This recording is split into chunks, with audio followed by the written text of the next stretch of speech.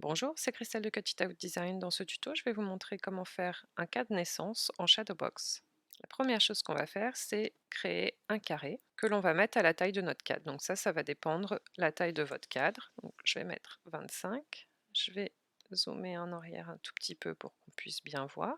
Et ensuite, je vais prendre un rond pour faire une découpe.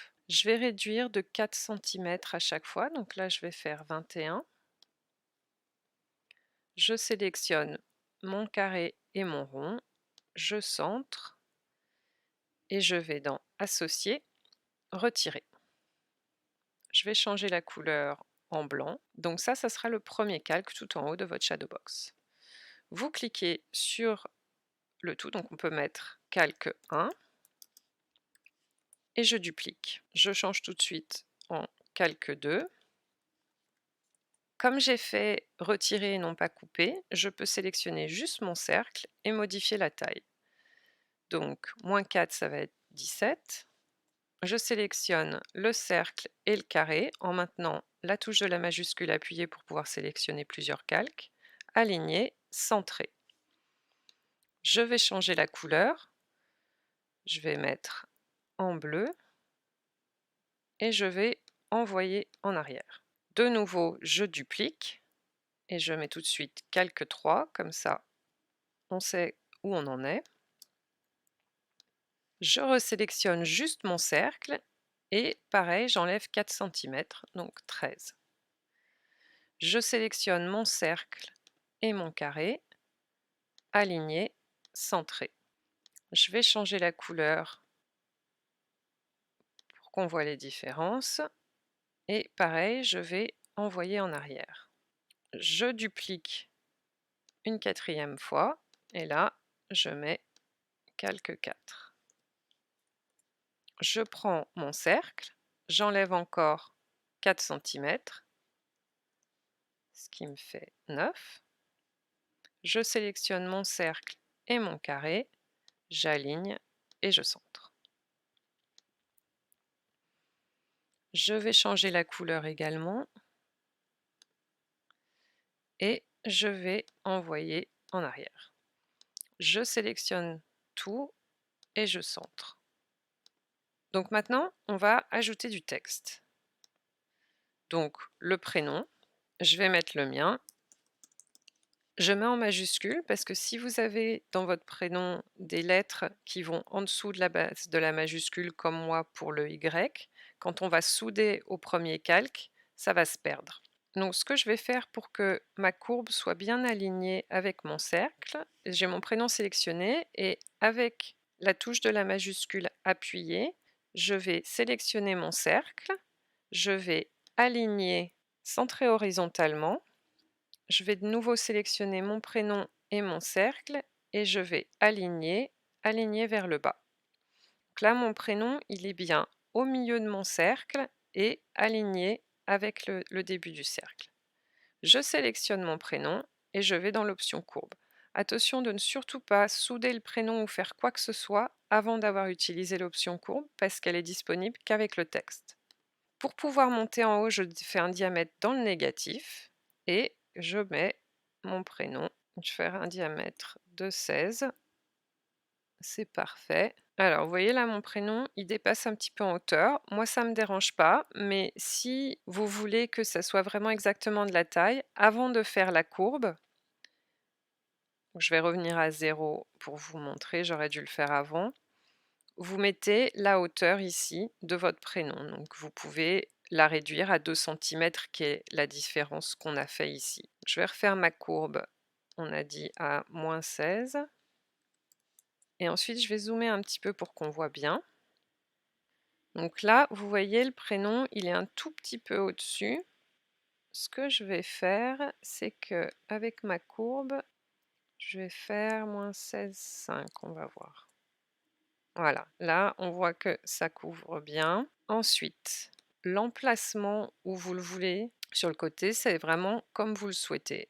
Donc, vous pouvez faire une rotation ici. Par exemple, si vous voulez votre prénom sur le côté, maintenant vous mettez là en faisant chevaucher les lettres un tout petit peu en bas, puisqu'on va souder avec le calque 1. Vous pouvez faire soit soudé, mais à ce moment-là, le résultat est définitif, soit lié. L'avantage de faire lié, c'est que si jamais au fur et à mesure, vous voulez bouger là où vous avez mis votre prénom ou changer certaines choses, vous voyez là, c'est toujours un texte. Donc, ça veut dire que je peux toujours changer, par exemple, l'espace entre mes lettres. Donc, si je souhaitais rapprocher mes lettres, je peux le faire. Si je veux dégrouper et avoir que des lettres individuelles, je peux, par exemple, choisir le S-T-L-E et le rapprocher un peu du Y en me disant: «Bah, en fait, je trouve qu'il est un peu loin». Donc hop, je rapproche de mon Y et je peux faire pareil avec le C-H-R et rapprocher un petit peu de mon Y pour qu'il y ait moins d'espace entre les lettres. C'est quelque chose qui est possible. Là, le C, il est décalé, je peux le redescendre un peu pour qu'il se ressoude avec le bas. Pareil, mon L là, il touche plus. Hop, je peux le sélectionner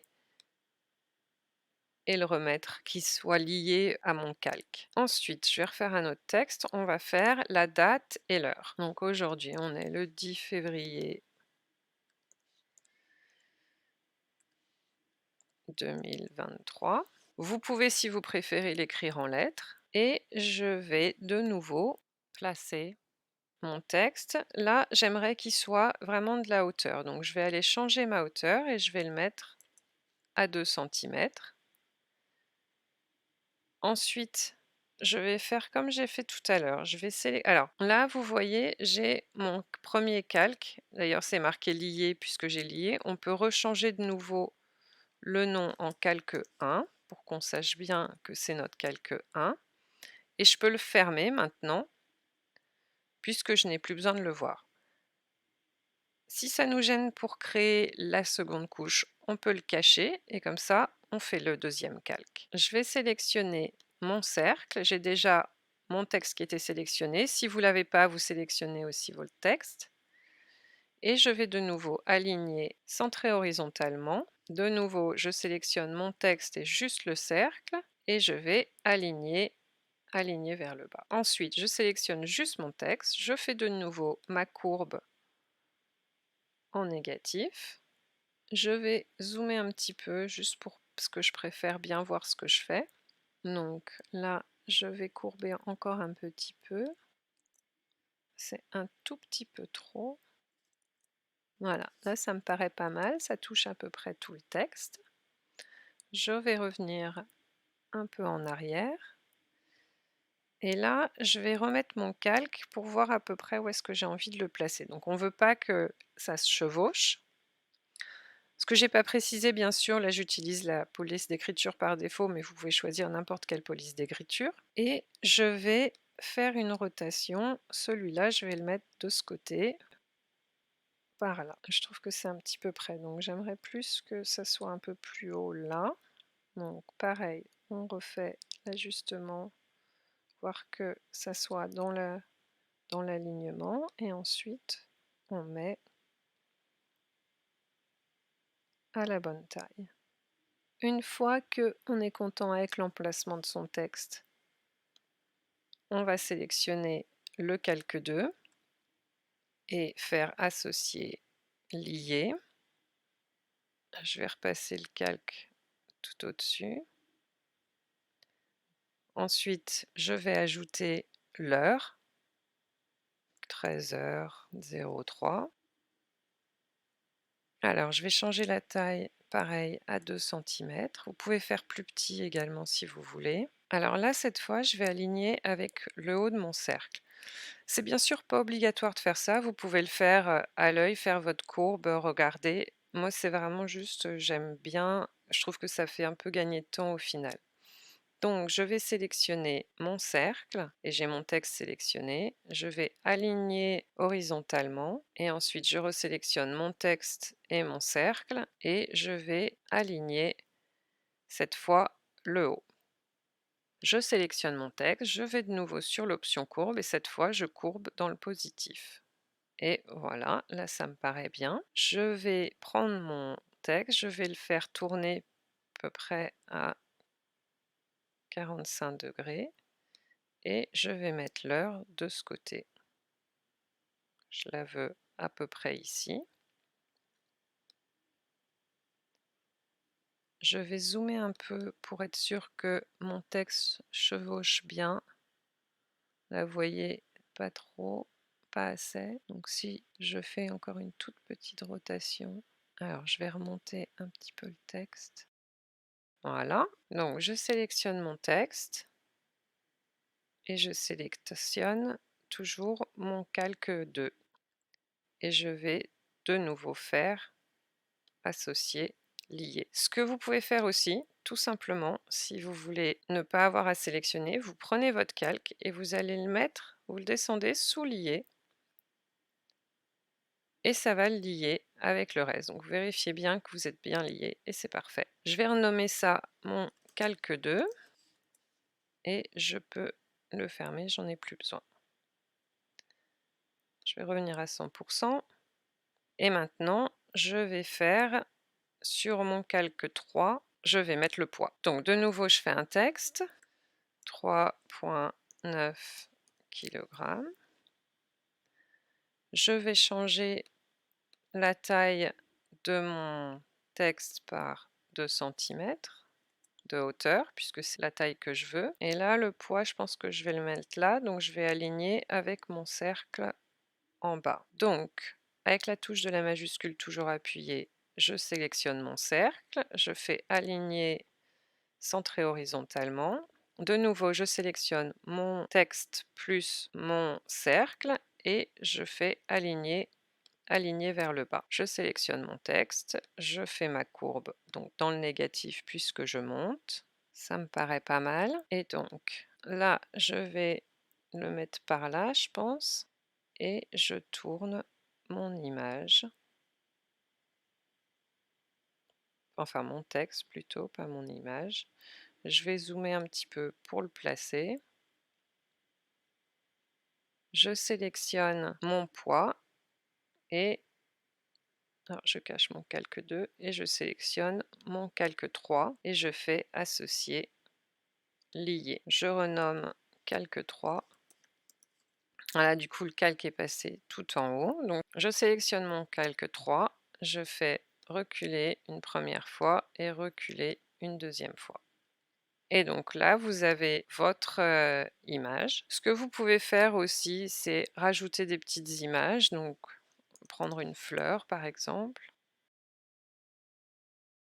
Je vais prendre celle-ci que j'ajoute à la toile. Par exemple, là, c'est un petit peu vide. Je vais faire une symétrie horizontale. Je vais la réduire.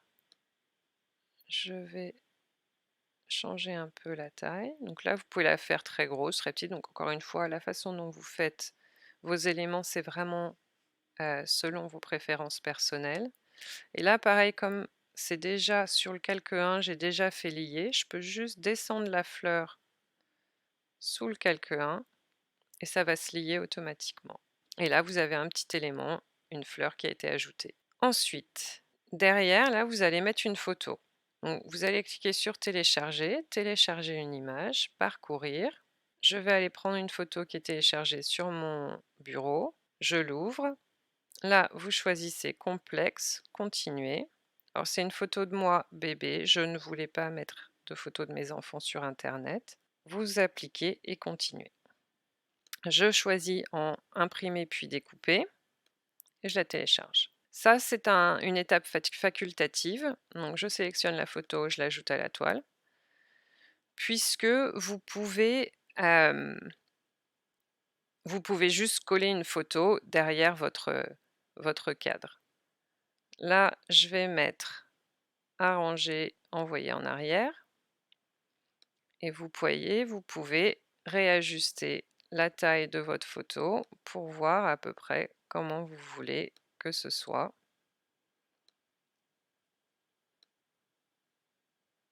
Alors là, vous voyez, votre cercle, il fait 9 par 9. Donc, ce que vous pouvez faire, c'est prendre un cercle et on va le mettre de 9 et demi, par exemple, ou 10, comme vous voulez.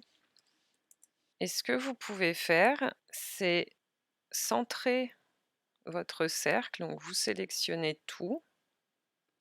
sauf la photo, puisque je ne veux pas qu'elle bouge, et vous alignez, centré. Ensuite, je vais fermer un peu tout pour que vous voyez ce que je fais. Je vais enlever tous les calques. Et donc là, ce que vous allez pouvoir faire, c'est que vous sélectionnez votre photo et votre rond, et vous allez faire couper, et vous pouvez supprimer le rond, le surplus de photos, et comme ça, vous l'avez en impression et découpe. Donc là, si je fais créer, vous voyez, c'est en impression puis découpé, imprimé puis découpé. Donc ça va être, vous l'envoyez à l'imprimante et la machine va découper un rond que vous pouvez coller directement sous le dernier calque. Ce que vous pouvez faire également, c'est pour que ça soit un tout petit peu plus facile, pour centrer votre image vraiment correctement, c'est vous allez refaire un carré donc de la même taille que l'autre, donc par exemple de 25 par 25. Dans mon cas, je vais le mettre en blanc et vous pouvez prendre un rond de 9,5 qui est la taille que moi j'ai fait, mais alors que vous faites de la taille pour laquelle vous avez découpé votre photo. Et là, au lieu de faire une découpe de base, vous allez choisir stylo. Et donc, ça va dessiner le cercle, donc là où vous devrez coller la photo. Donc, vous pouvez sélectionner le cercle et le carré, aligner, centrer. Et là, vous faites attacher. Et donc, ce calque, vous allez l'envoyer en arrière. Et ensuite, vous sélectionnez bien tout. Arranger, aligner, pardon, centrer. Et là, si je cache tous les autres calques, vous allez voir que votre photo, elle est parfaitement centrée si elle est dans votre rond. Donc c'est juste un petit truc pour vous aider pour bien centrer votre projet. Si vous faites de l'impression puis de la découpe, vous pouvez derrière faire sur une petite feuille blanche de papier ou du papier cartonné comme vous voulez, un fond de la même couleur avec un rond dessiné de la même taille que la découpe de votre photo. Comme ça, vous avez juste à coller votre photo à l'intérieur de ce cercle. Et ensuite, vous avez chaque calque par-dessus. Le calque 4, 3, 2 et 1. Donc, je vous montre juste si on envoie à la découpe. Donc, vous aurez d'abord votre impression, puis votre découpe. Ensuite, vous avez parce que là je les ai mis en blanc, donc 2 tapis blancs. Donc le premier tapis avec votre guide, qui encore une fois est complètement optionnel, tout comme l'impression puis découpe. Vous pouvez absolument avoir des photos imprimées que vous collez derrière ce calque-là. Et ensuite vous avez tous vos calques. Ce qui est sympa si vous avez un cadre avec de la profondeur, c'est d'utiliser de la mousse, par exemple, autocollante pour créer un peu d'espace entre chaque calque. J'espère que ce tuto vous aura été utile. Bonne création!